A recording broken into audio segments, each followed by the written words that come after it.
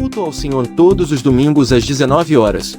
Fique com o momento da palavra com o pastor Leandro. Avivamento Bíblico Fazenda Rio Grande. Rua Rio da Várzea 248. Esquina com Rio Passaúna. Fazenda Rio Grande, Paraná. Todas as segundas e sextas das 17 horas às 17h45. Estamos na Rádio Fazenda FM 87,9 no espaço do programa Nova Vida. Na quinta, irmãos, nós tivemos uma palavra maravilhosa aqui. Sobre Jonas.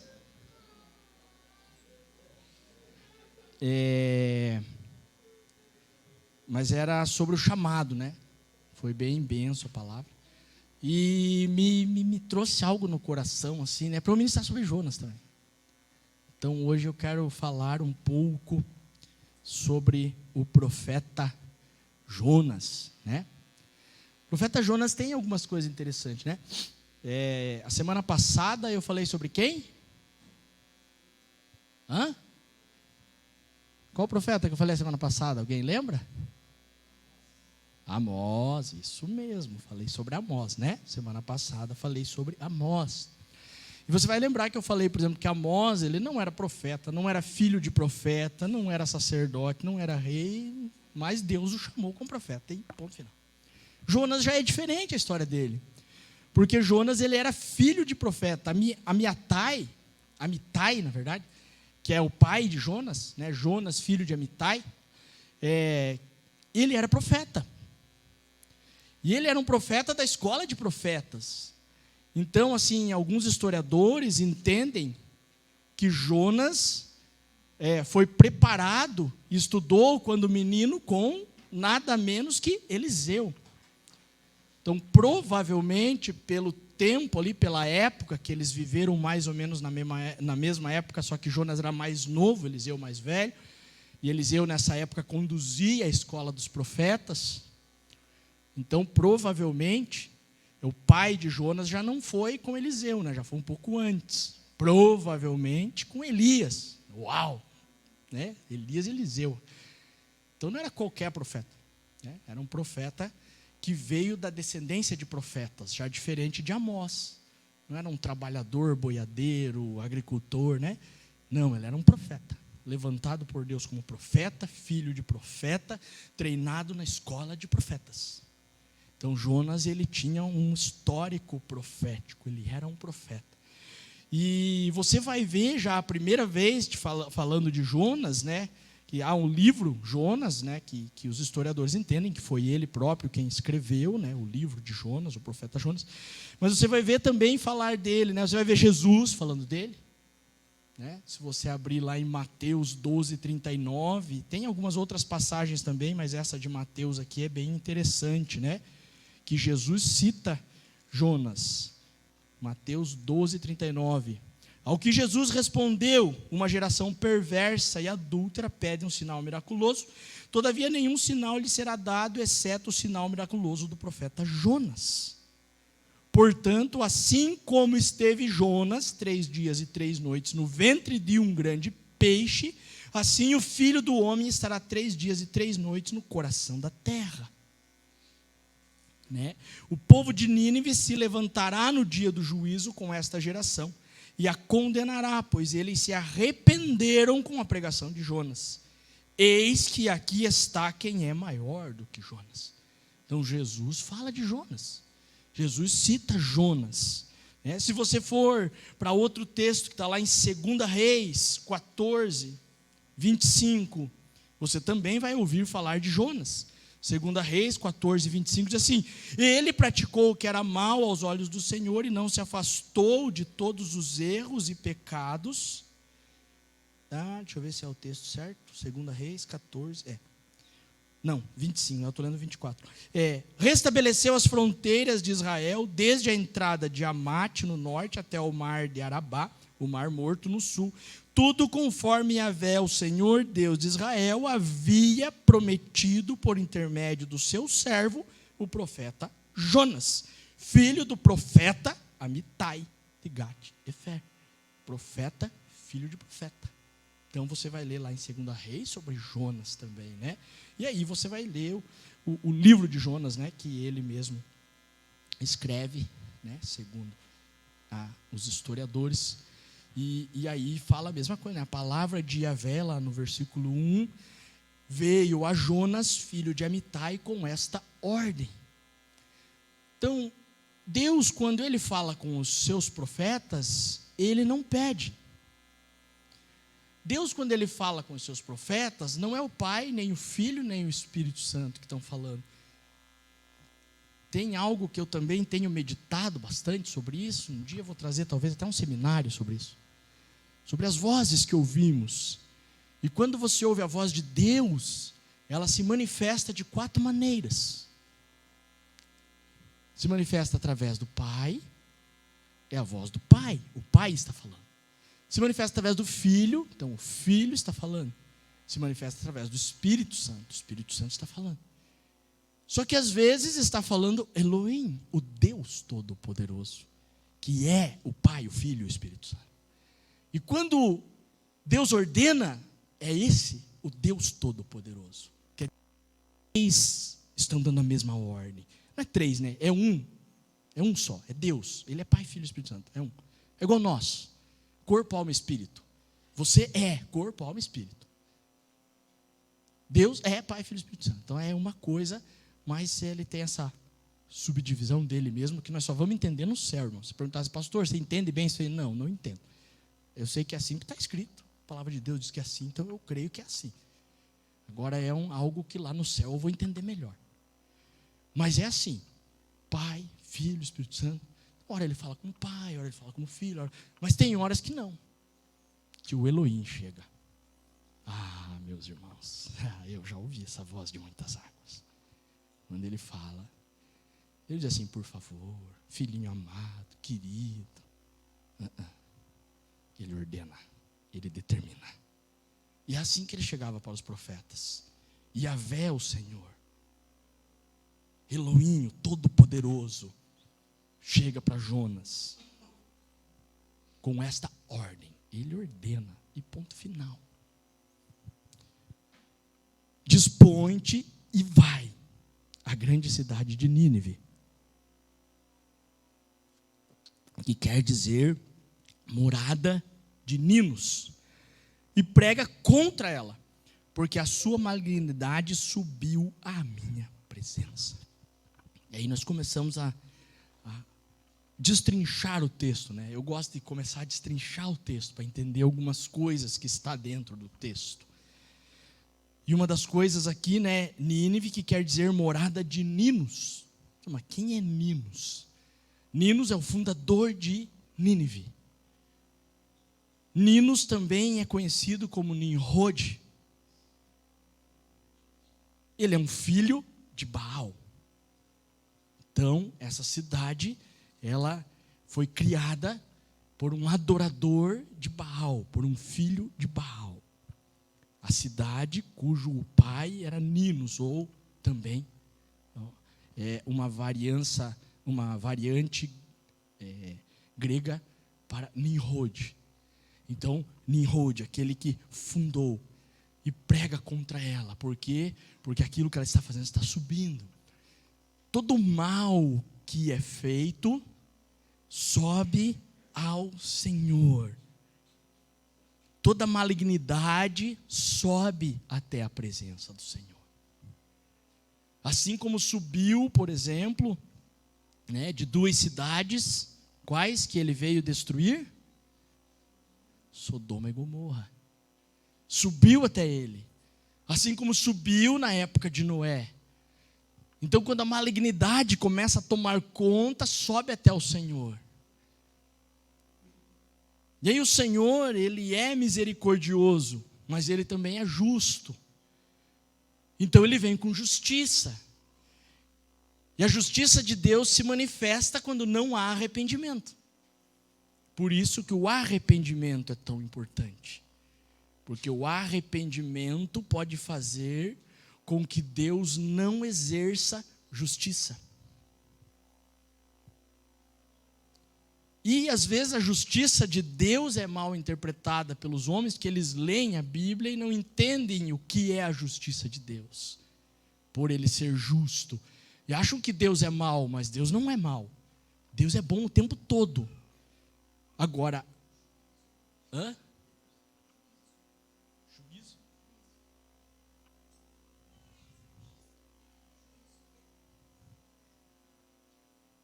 Não, mas a palavra é justiça em hebraico, não é juízo. Pois é, mas aí é português, né? A justiça. A palavra é justiça. E o que significa justiça de Deus, né? Uma coisa é a justiça humana, outra coisa é a justiça de Deus. Então a justiça de Deus é a manifestação da santidade de Deus contra o pecado.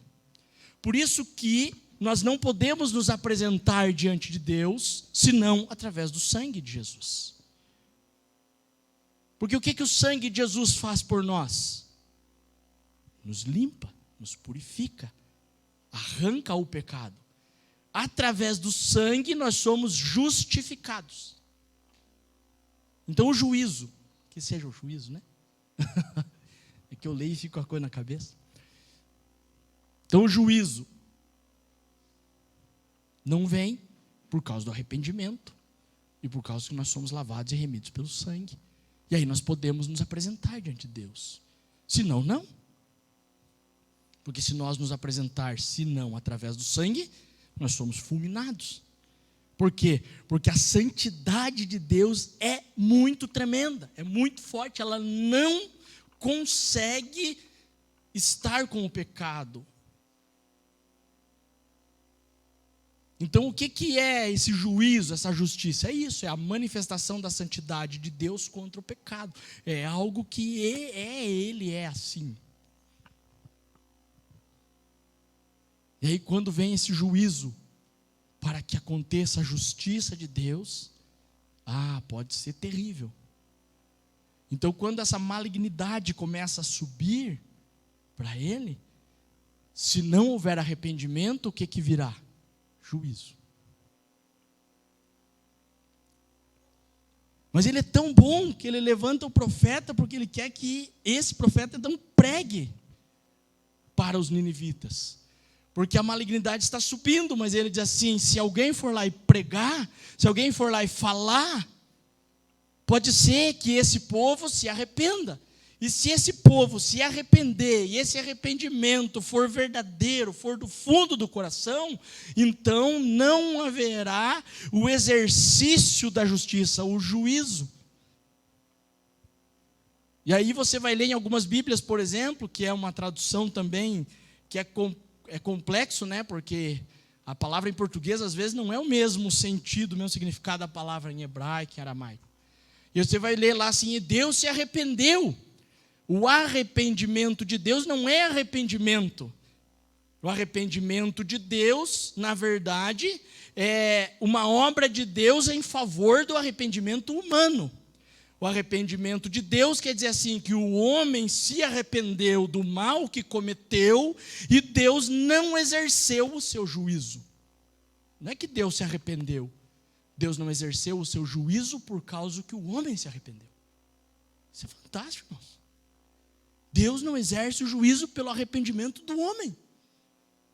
De tão misericordioso que Ele é. Agora, se o homem não se arrepender, a santidade é maior. Vem a justiça. E o juízo se manifesta. E o juízo se manifesta por causa da santidade. E a santidade fulmina o pecado. E aí, meu irmão, fulmina. Ele arrebenta mesmo. Não porque Ele é mau, mas porque Ele é santo. É diferente.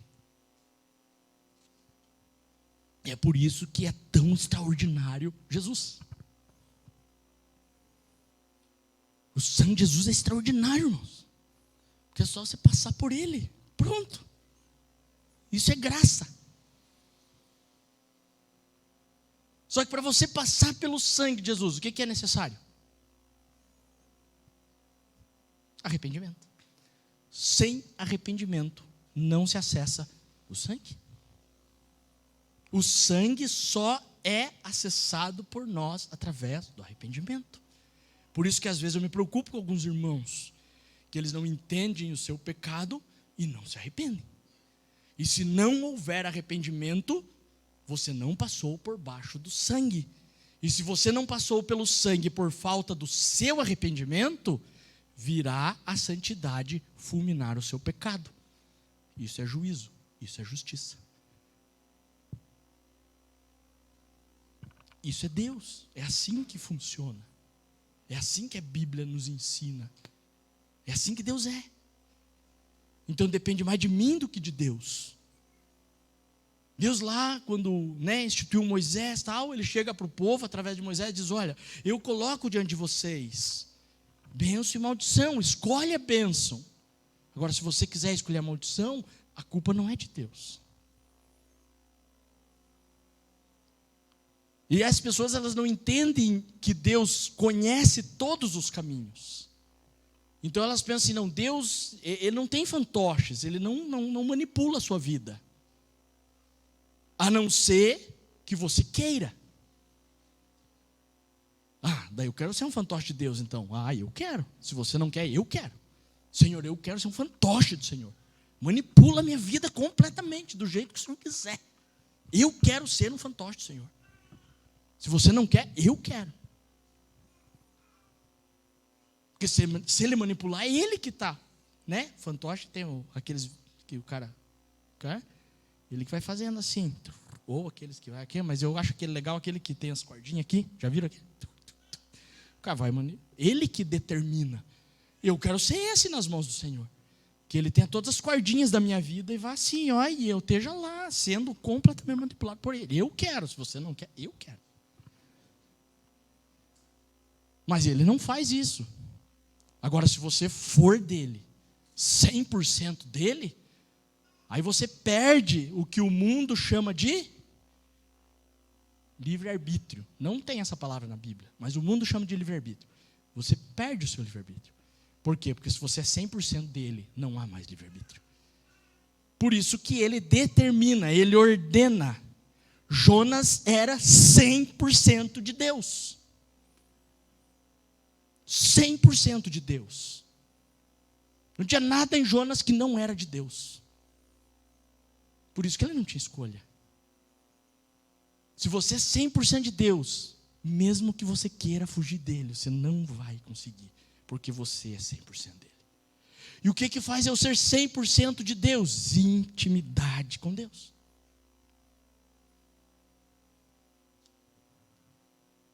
Intimidade. Eu não vou ler todo aqui, você chega em casa e lê o livro de Jonas todo. São 4 capítulos, você lê rapidinho. Você vai entender o que eu estou falando. E aí você pode, entendi o que o pastor falou lá. Tem um momento ali que Jonas fala assim: eu sabia que o Senhor ia agir dessa forma. Eu sabia, por isso que eu não queria ir lá. Porque eu sabia. Porque eu sei que o Senhor é misericordioso. Por quê? Porque ele tem intimidade com Deus. Se você tem intimidade com Deus, você sabe como Deus age. Você sabe o que Deus vai fazer, porque você tem intimidade com Deus. Quando você tem intimidade com Deus, você vem aqui e escuta a voz de Deus. E Deus fala assim: ei, por que você está rindo? Epa! Isso nós temos que desenvolver, irmãos. Eu só vou escutar a voz de Deus se eu tiver intimidade com Ele. Senão eu não vou escutar. E se eu tenho intimidade, Então Jonas, ele tinha intimidade com Deus. Ele tinha uma intimidade tão profunda com Deus, ao ponto de ele querer dizer não para Deus. Eu não vou a coisa nenhuma. Por quê? Porque às vezes nós estamos tão feridos, tão magoados, tão machucados, que nós temos dificuldade de liberar perdão. Nós temos dificuldade de perdoar pela mágoa, pelo ressentimento, por aquilo que fizeram conosco ou estão fazendo. Os ninivitas eram do povo assírio, que depois deu origem aos filisteus. O povo assírio, eles eram um exército que veio dos persas, extremamente maldoso. Suas espadas eram em forma de foice, que era mais fácil para decapitar as pessoas, que era mais fácil para cortar as pessoas. Ele pegava a espada e fazia assim, de cima para baixo. Eles rasgavam as mulheres grávidas desse jeito, quando eles tomavam a cidade. A maioria dos exércitos, eles matavam os homens, mas deixavam as mulheres e as crianças vivas. Eles não.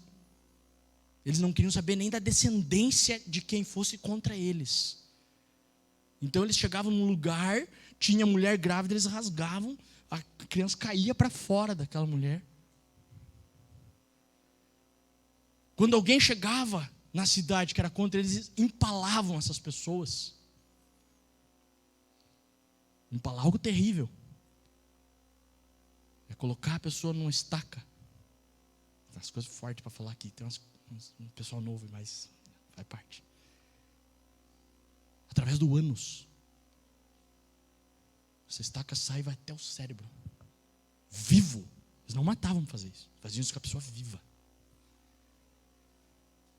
E Jonas via tudo isso acontecendo com o povo dele. Porque o povo de Israel era contra o povo assírio. E muitas vezes guerreavam contra. Estavam contra. Então ele via isso acontecendo com o seu povo. Você já pensou? Talvez algum parente dele aconteceu. Talvez fizeram isso com algum conhecido, com algum amigo, com algum parente dele, com algum soldado do exército que era, sei lá, um primo dele. Eu não sei como era os parentescos, não tem mais sobre isso de Jonas na Bíblia, mas você começa a imaginar. E aí você começa a imaginar Jonas vendo isso acontecer com o seu povo. E aí Jonas conhece o coração de Deus e sabe assim, se eu for pregar para esses caras, eu sei que Deus vai perdoar eles, porque eu conheço o coração do meu Senhor, porque eu tenho intimidade com Ele, porque eu sei que Ele é misericordioso. Então eu não vou pregar. Por quê? Porque eu estou magoado, porque eu estou ferido, porque eu estou ofendido com o povo assírio, com os ninivitas. Eu tenho mágoa deles. Eu não quero que eles sejam perdoados, porque eu não libero perdão para eles.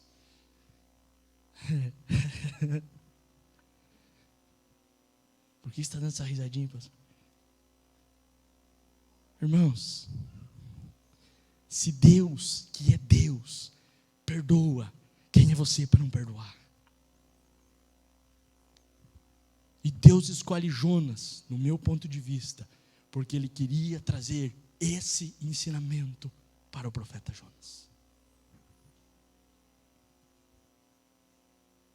Porque lá na frente, ele cresce uma planta, ele traz uma lagarta, a lagarta fere a planta morre, e Jonas fica bravo e irado.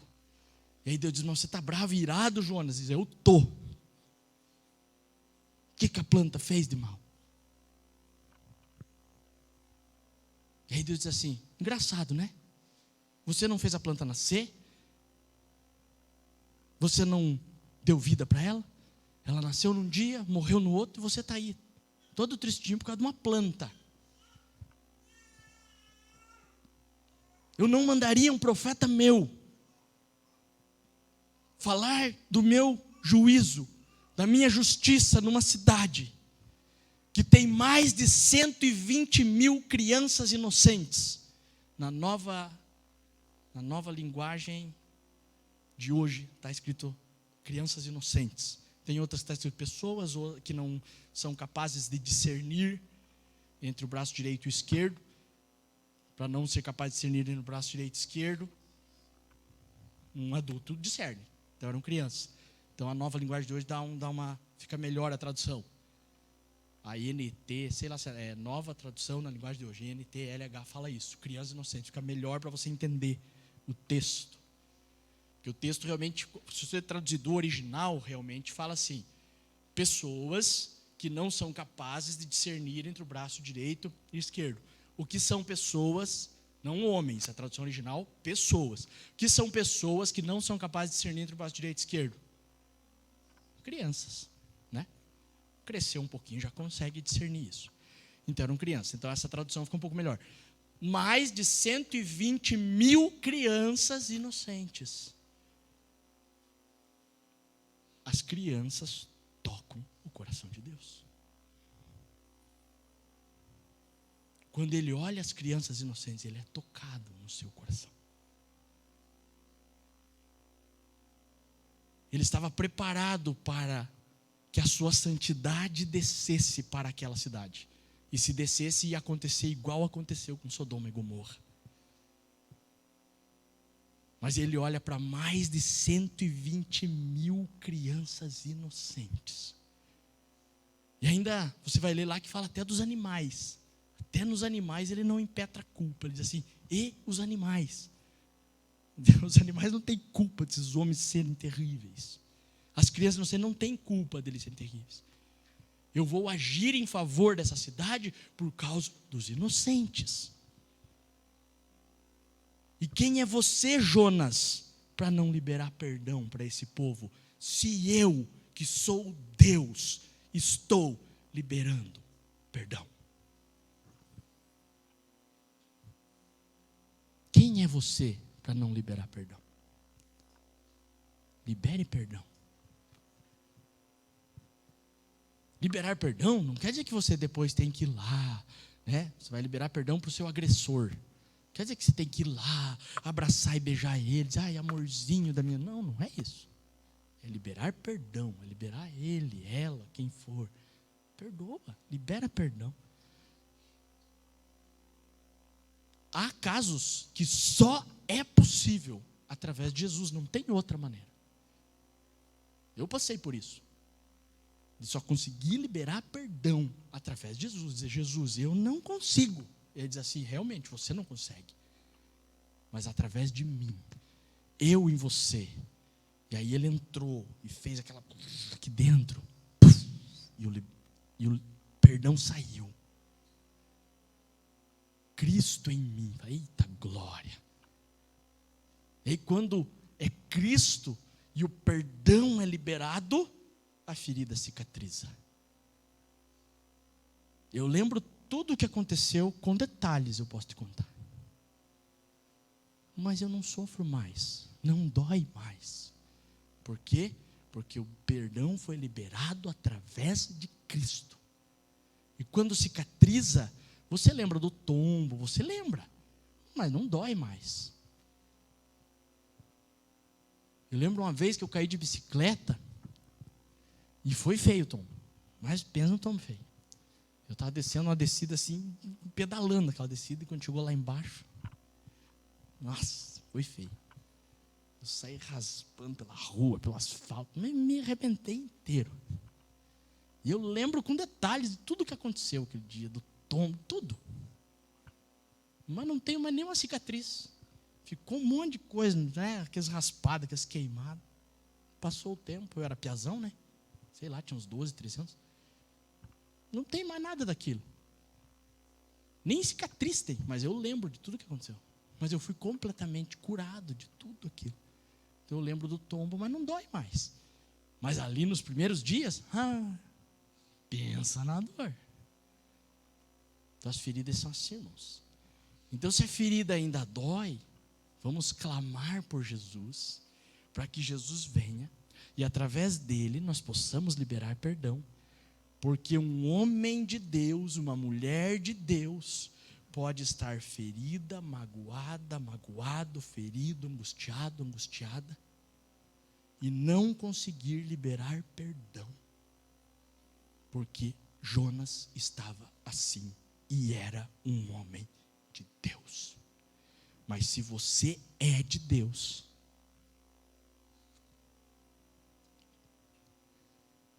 é Ele que determina, é Ele que comanda, é Ele que faz. E Ele fez, através da vida de Jonas, o que precisava ser feito. E lá no fim, Ele fala isso para Jonas. Jonas, você está aí preocupado com uma plantinha? Eu não iria ter misericórdia de uma cidade que tem mais de 120 mil crianças inocentes e animais inocentes. É por isso que você tinha que ir lá. E tinha que ser você. Porque eu também precisava trazer cura para a sua vida. Deus usa Jonas porque quer curar Jonas, porque quer tratar Jonas, porque quer cicatrizar a ferida de Jonas. Mesmo um homem que tinha intimidade com Deus, tinha dificuldade para liberar perdão. Nós temos dificuldade para liberar perdão, irmãos. Por isso que nós precisamos tanto de Jesus, do sangue de Jesus, para que nós possamos liberar, através de Jesus, esse perdão que é necessário liberar. Isso não dizer que ele ia ter que ir lá abraçar os ninivitas, fazer festa com os ninivitas. Não. Ele tinha que ir lá pregar para os ninivitas. Ele tinha que ir lá falar que Deus ia descer naquela cidade se não houvesse arrependimento. Então, às vezes, Deus vai levantar você para falar com o seu agressor. Eita, nós, é difícil, hein? Às vezes, Deus vai levantar você para falar com aquele que te magoou, com aquela que te desprezou, com aquele que te humilhou. Não para que você lá e abrace, mas que através dele haja arrependimento.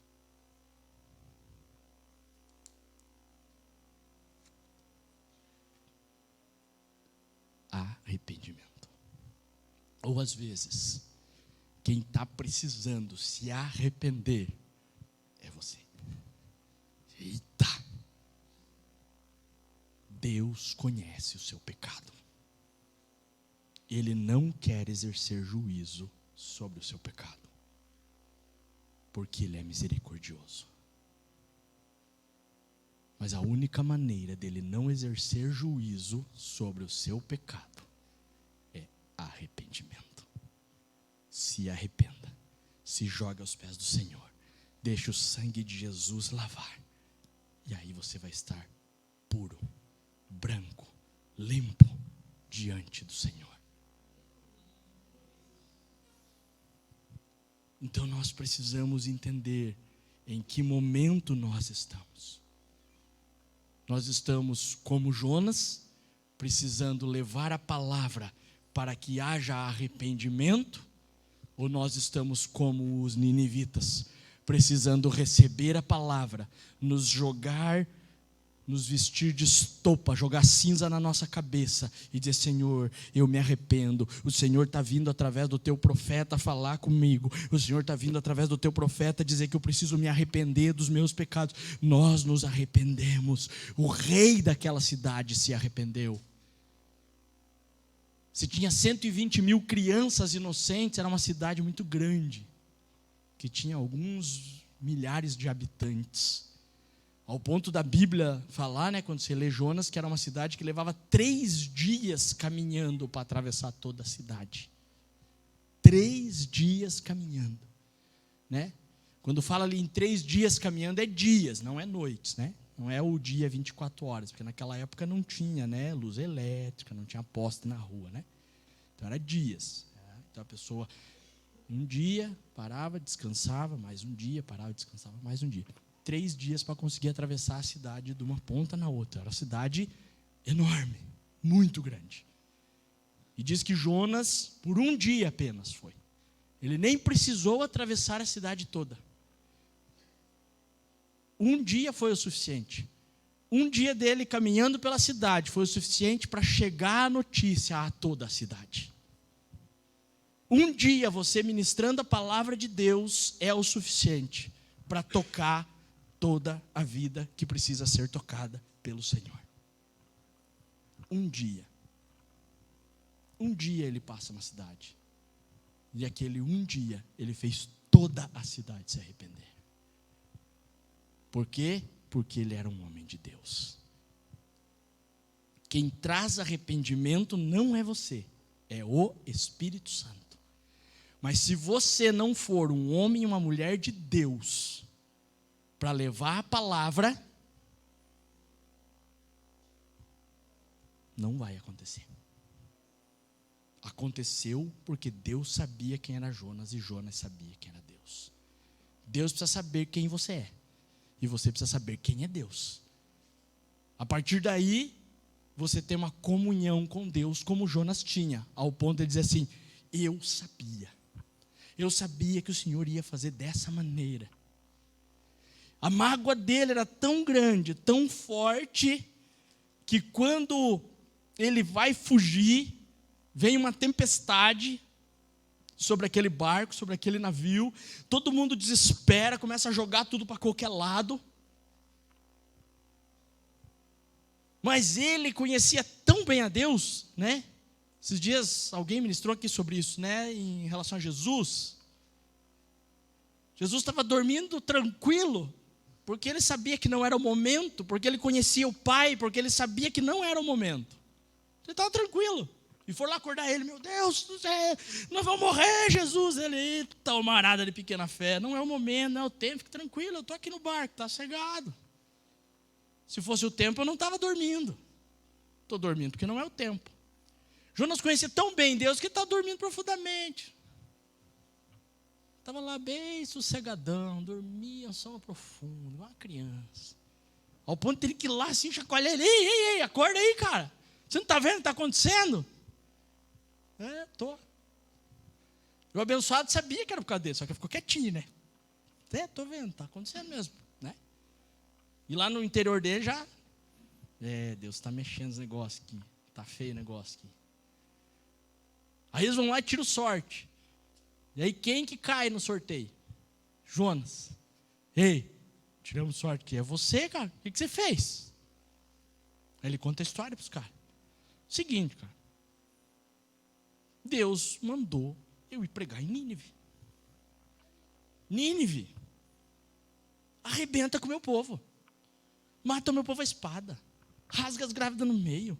Decapita. Empala meu povo. Humilha meu povo. Eu não quero ir pregar. Então eu fugi de Deus.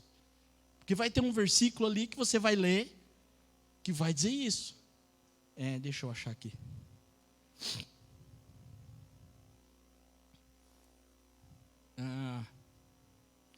Então aqueles homens, no 1:10, então aqueles homens ficaram horrorizados e lhe repreenderam: que é isso que fizeste? Porquanto os homens sabiam que ele fugia do Senhor, pois ele já lhes havia contado tudo. Então eu já tinha contado toda a historinha para eles. Eles ficaram sabendo de tudo. Você está louco, cara? O que você está fazendo? Olha o que Deus está fazendo aqui. Quando você é uma pessoa de Deus e você quer fugir do propósito, do chamado de Deus para a sua vida, você vai colocar em risco a sua vida e a vida daqueles que estão ao seu lado. Escutamos isso aqui na quinta-feira, né? E a vida daqueles que estão ao seu lado. Cuidado. Você pode trazer problema em vez de solução, mesmo sendo uma pessoa de Deus, porque Jonas era um homem de Deus. Diz assim: só tem uma maneira do negócio acalmar. E eu sou o culpado mesmo. Deus está movendo as águas por causa de mim. Então a única maneira é vocês me jogarem no mar. Não tem outra. Então me joguem. Porque eu prefiro morrer. Escutamos isso aqui também, né? Porque eu prefiro morrer do que ir lá pregar em Nínive. Creio eu que foi assim que ele pensou, né? Não está escrito assim, mas eu creio que foi assim que ele pensou. Eu prefiro morrer do que ir lá pregar em Nínive. Pode me jogar. E aí eles oram a Deus e dizem: Deus, olha, porque deles entenderam. Mas em tudo Deus tem um propósito. Havia um propósito de Jonas naquele barco, porque o profeta de Deus, mesmo fugindo de Deus, cumpre o propósito de Deus. O profeta de Deus, mesmo fugindo de Deus, cumpre o propósito de Deus. Deus queria trazer salvação para aquele barco. Deus queria que aqueles homens conhecessem a Ele, e eles conheceram a Deus através de Jonas. Porque diz ali no texto que cada um orava para o seu Deus, e acordaram Jonas e disse: ore também para o seu Deus. E então ele conta a história do Deus dele, e aí eles se aterrorizam e diz: o Deus verdadeiro não é o que nós estamos orando. O Deus verdadeiro é o Deus desse cara aqui. E quando eles jogam Jonas, então acalma a tempestade. E aí eles erguem um altar, sacrificam ao Deus Todo-Poderoso e fazem, como está escrito ali? Votos. Quais esses votos? De que não iam mais adorar os deuses deles, mas somente o Deus onipotente.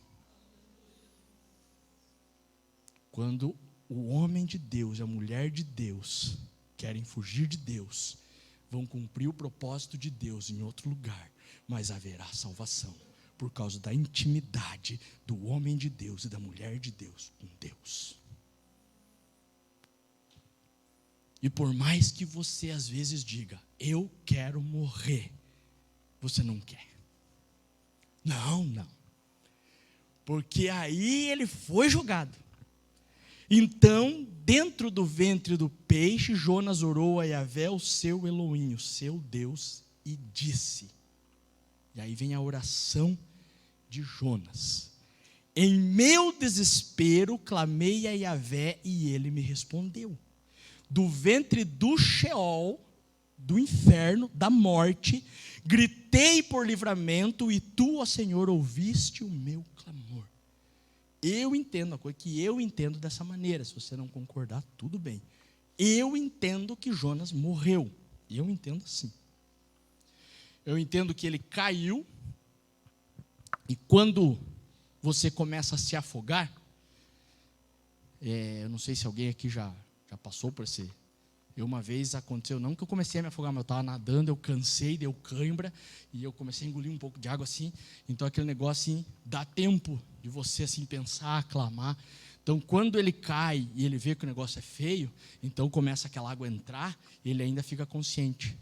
A pessoa que morre afogada, ela tem um pouco de pânico, mas ela morre sem dor e morre consciente. Não tem dor porque a água vai, né?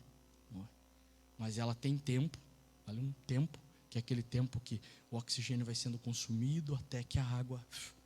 Então ele teve esse tempo, ele é atirado ao mar e ele começa a se debater, se afogar, e quando ele começa a se debater e se afogar, ele lembra: ei Senhor, me salva, me ajuda, eu não quero morrer não. Eu falei que eu queria, mas eu não quero não. Senhor, me salva. Porque ele diz assim: do ventre da morte, eu gritei por livramento, e tu, ó Senhor, ouviste o meu clamor. Ou seja, lá do interior da sua alma, ele grita para Deus, ele está lá se afogando, mas ele grita: Deus, tem misericórdia de mim, me salva, não me deixa morrer.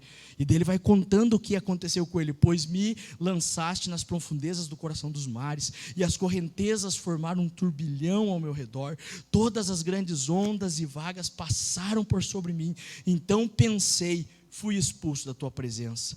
Poderia contemplar o teu santo templo uma vez mais? Eis que as águas todas me cercaram até as profundezas da alma, o abismo me cercou, as algas marinhas se enrolaram em minha cabeça. Afundei até chegar aos fundamentos dos montes, à terra embaixo, cujas trancas me aprisionaram para sempre. No entanto, tu fizeste subir a minha vida de volta do Sheol, da sepultura, da morte. O meu Senhor, o Elohim. Houve ressurreição. Sabe quando Jesus chega na frente da pedra lá e diz assim: Lázaro, vem para fora. Lázaro ressuscita. Sabe quando ele chega na filha de Jairo, fala: menina, ressuscita. Deus fez isso com Jonas. Jonas, ressuscita. Vem a vida novamente. Não foi só com Lázaro, não foi só com a filha de Jairo. Com Jonas também acontece a mesma coisa. Deus chama Jonas à ressurreição. Creio eu. Creio eu. Porque Jesus fala isso. Assim como Jonas, o filho do homem, Jesus vai fazer o quê? 3 dias e 3 noites. Creio eu que Jonas ficou 3 dias e 3 noites morto dentro do peixe. Só que Deus não permitiu que o peixe digerisse Jonas. Ou se digeriu, ele fez ressuscitar de novo, né? Porque Deus é Deus. Como aconteceu, eu não sei. Mas eu acredito que ele ficou 3 dias e 3 noites morto dentro do peixe. Não sei quanto tempo é a digestão de um peixe. Talvez leve até mais que isso, não sei, não fui estudar isso. Devia ter estudado, né? Para trazer mais clareza. Esqueci de estudar isso, devia ter estudado para trazer mais clareza. Vou estudar, irmãos, na próxima eu trago. Mas eu creio que ele ficou lá 3 dias e 3 noites morto. E aí, um dado momento, daí lá de dentro do ventre do peixe, porque é lá que ele ressuscita, Deus traz ele à vida. E ele, uau, eu orei e estou aqui vivo de novo. E aí ele vê que está dentro de um peixe. Ele nem sabia que está dentro de um peixe, no meu ponto de vista. Porque ali diz que ele desceu, as águas, o turbilhão de água, tal, foi afundando, né? Que a pessoa vai morrendo lá afogada e vai afundando, afundando, afundando. E aí quando ela foi afundando, afundando, o peixão olhou, opa, comida, e abocanhou e levou embora, né? Peixão grandão.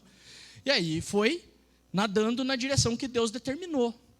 Porque ele estava a 800 quilômetros de Nínive, e quando ele quis fugir de Deus, ele estava indo numa direção 3.000 quilômetros de Nínive. Então Deus pega o bichinho aí, porque nós precisamos transportar lá para Nínive, e fez o peixão ir nadando, até perto de Nínive, né? Então 3.000 quilômetros para um peixe, acho que demorou um pouquinho, né? Para ele chegar lá. 3 dias e 3 noites. E aí ele chega lá, e agora Deus determina, agora vomita o cara aí. Então ele está lá 3 dias e 3 noites morto, no meu ponto de vista, irmãos. É o que eu entendo na palavra. Se você pensa diferente, não tem problema. 3 dias e 3 noites morto, e aí Deus traz ele à vida, né?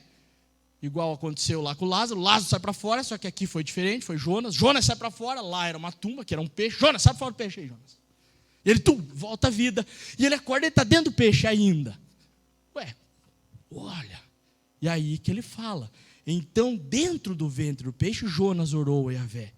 Eu disse em meu desespero, ele clamou quando estava morrendo. Ele morre e Deus vem ao seu socorro. Traz ele das profundezas da morte e vomita ele lá em Nínive. Porque diz que o peixão, né? Deve ter sido um jato, né? É, porque um peixe bem grande não ia vir pertinho da praia, que ele ia ficar encalhado, né? Então ele vomita lá perto da praia. Ele vem. Na hora que chega, vomita Jonas. Então creio eu que Deus o ressuscita, Deus chama ele para fora, ele acorda dentro da barriga do peixe, ressuscita dentro da barriga do peixe. E ali ele lembra da oração que ele fez, e então Deus vomita ele lá em Nínive. E ele, né, devia estar tudo, né? Pensa... uma comida vomitada, né? Devia estar daquele jeito. Mas estava ali no mar, deu de se banhar, né? Tal.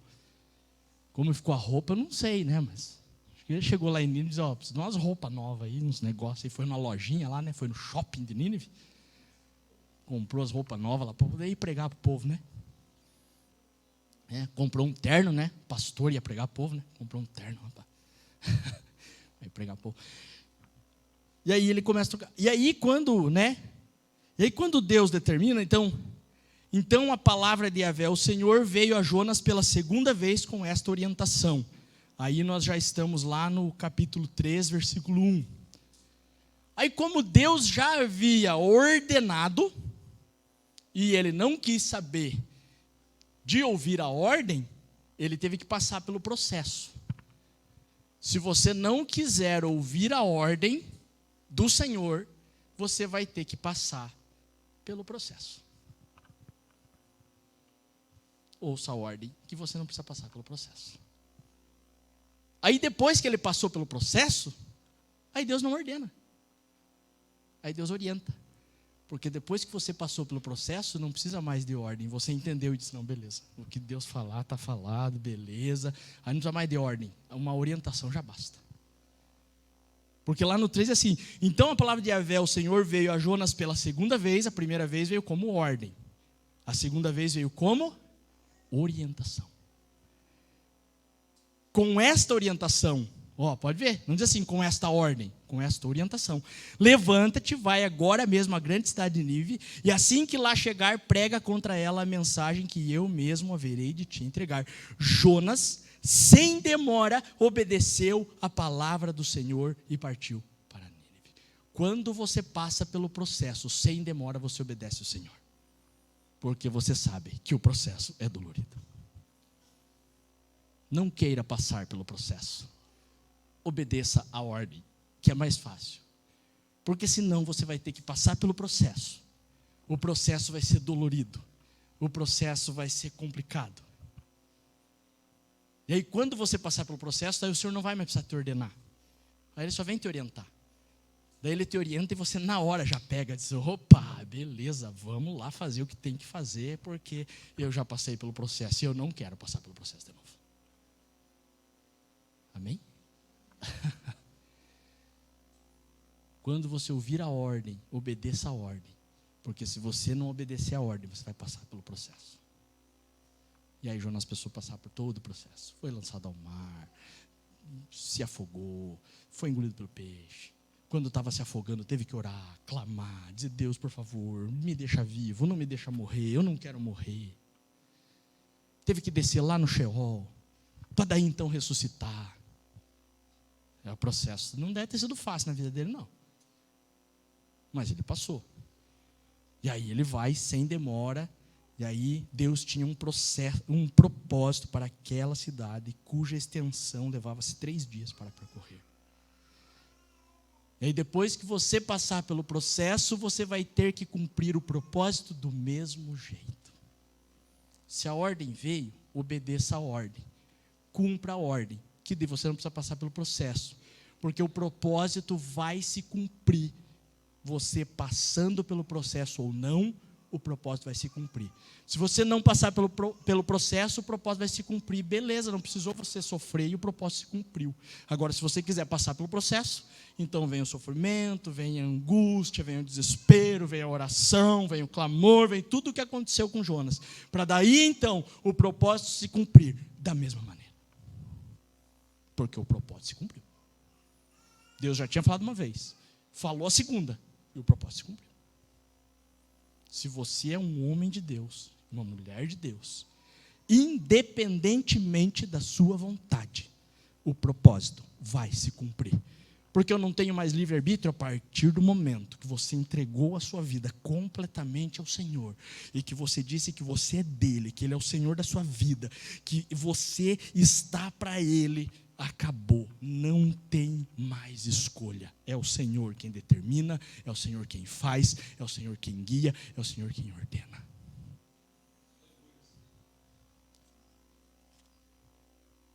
Eu quero ser uma marionete nas mãos do Senhor. Até eu estar com essa palavra na cabeça, eu não tinha pensado assim, mas agora eu comecei a pensar assim. Você vai pensar assim, Senhor, eu quero ser uma marionete nas suas mãos. Faça o que o Senhor quiser comigo. Me leva para onde o Senhor quiser. Faz o que o Senhor quiser. Movimenta meus braços, minhas pernas, do jeito que o Senhor quiser. Eu quero ser uma marionete nas suas mãos. Porque eu quero lhe obedecer 100%. Porque eu quero ser guiado pelo Senhor 100%. Aleluia. Oh, glória. O povo está olhando meio assustado. Quer ser, amor, uma marionete na mão do Senhor? Hã? Amém.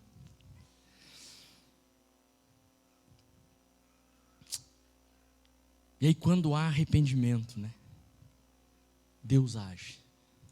E vem o perdão. O perdão só vem através do arrependimento. Não há outra maneira. Continua igual. Lá era natural. Aqui é espiritual. Você não vai entrar naturalmente na boca do peixe, mas espiritualmente o peixão pode te pegar. Espiritualmente o negócio pode ficar feio do teu lado. Obedeça a ordem, porque o propósito vai se cumprir. Eu quero a ordem, não a orientação. Entendeu? Eu quero a ordem, não a orientação. Porque se eu estiver aqui para orientação, é porque eu não obedeci a ordem e tive que passar pelo processo. Aí Deus não precisa mais dar ordem, aí Ele orienta. Porque você já passou pelo processo. Diz, não, já passei pelo processo. Pode, vou fazer agora. Diz que Jonas não se demorou, foi lá e fez. Depois ficou brabinho, irado de novo, né? Porque ele ainda precisava de cura. Deus quer trazer cura para a sua vida. Eu não sei se há alguém que você ainda precisa liberar perdão, se há algo que ainda te machuca. Eu não sei, mas o Espírito Santo sabe. E Ele quer trazer cura para a sua vida. Eu não sei que processo você está. Talvez você seja o profeta que Deus está levantando para ir lá falar naquele lugar com aquelas pessoas. Ou talvez você seja o ninivita que está precisando ir para o pó da terra, meter cinza na cabeça e dizer: Senhor, eu me arrependo. Se o Senhor está aqui falando através do profeta, eu quero me arrepender. Eu tenho pecado e eu me arrependo, Senhor. Você sabe em que momento do processo você está.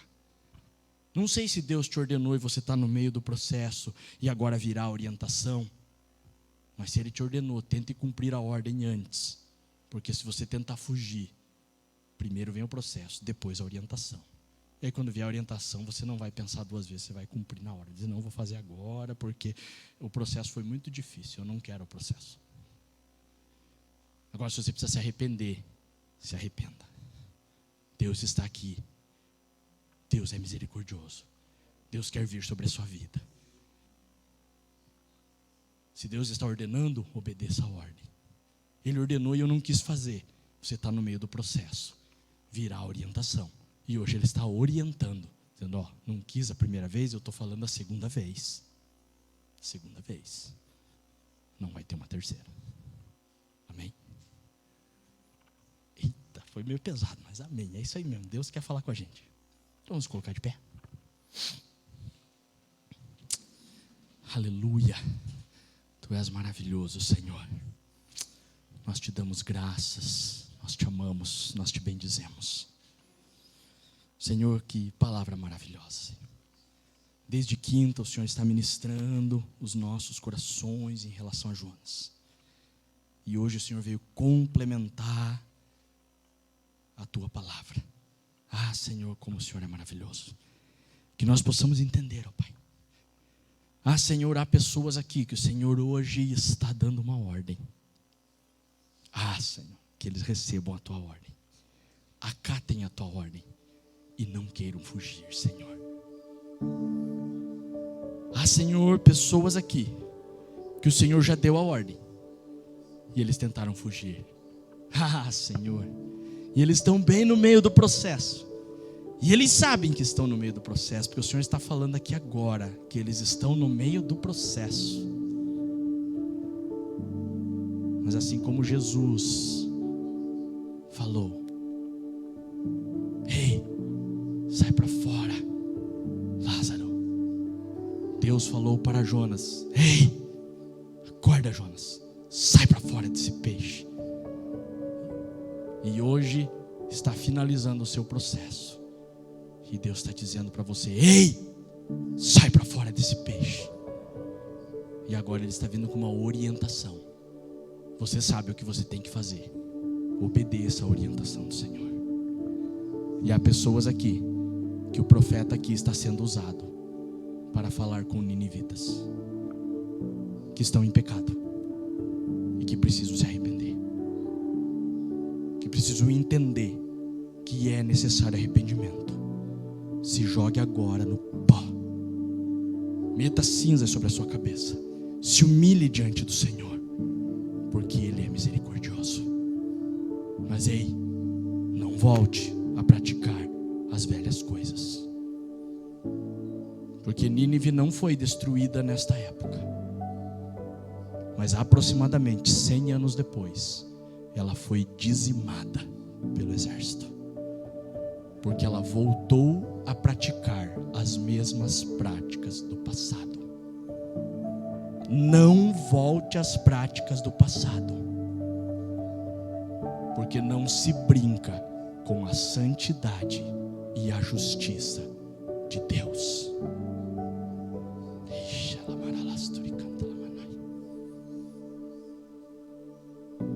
Então há vários tipos de pessoas aqui nessa noite, e o Senhor está falando com cada um.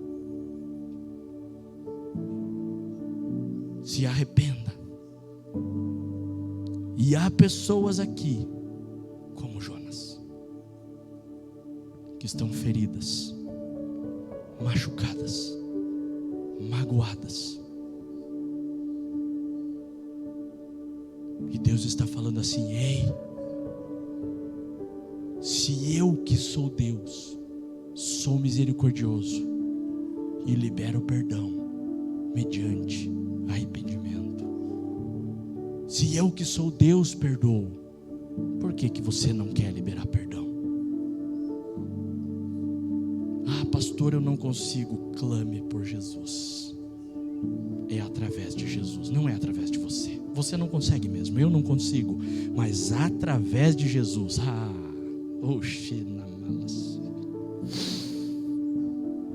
Através de Jesus você consegue. Através de Jesus você pode. Tem pessoas aqui que Jesus está dizendo hoje: eu quero entrar aí para te ajudar a liberar perdão. Se eu sou Deus e perdoo, quem é você para não perdoar? Ei, Deus, vai falando com o teu povo. Cada um, Senhor, está em um momento da sua vida e o Senhor está falando com cada um. Vai falando, Senhor. Vai falando, Senhor.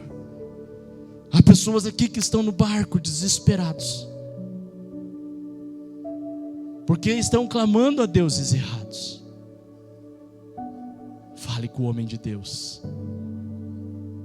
Clame ao Deus correto. Clame ao Deus certo, ao único, ao onipotente, ao onipresente. Porque quando aqueles homens entenderam que os deuses deles não eram nada, e eles entenderam quem era o Deus verdadeiro, eles levantaram um altar e sacrificaram ao Deus verdadeiro, e fizeram votos ao Deus verdadeiro. Levante um altar hoje, se você está em meio ao desespero, se você está em meio à tribulação, se o mar está agitado. Levante um altar ao Senhor e sacrifique ao Deus verdadeiro, porque Ele está acalmando o mar. Aleluia. Vai falando com cada um dos teus filhos, ó Pai. Vai falando, ó Pai. Vai falando. Em qual estágio, em qual momento cada um está e o que é necessário. Se liberar perdão, se ser curado, se sair do desespero, se obedecer a sua ordem, sua orientação. Vai falando, Senhor. Se arrepender para não voltar mais às práticas antigas. Vai falando, Senhor. Vai falando com os teus filhos. E que a sua palavra se cumpra na vida de cada um. Em nome de Jesus. Amém. Amém? Obrigado por assistir o culto. Inscreva-se no canal. Ative o sininho das notificações. Avivamento Bíblico Fazenda Rio Grande. Rua Rio da Várzea 248. Esquina com Rio Passaúna. Fazenda Rio Grande, Paraná. Todas as segundas e sextas das 17 horas às 17h45. Estamos na Rádio Fazenda FM 87,9 no espaço do programa Nova Vida.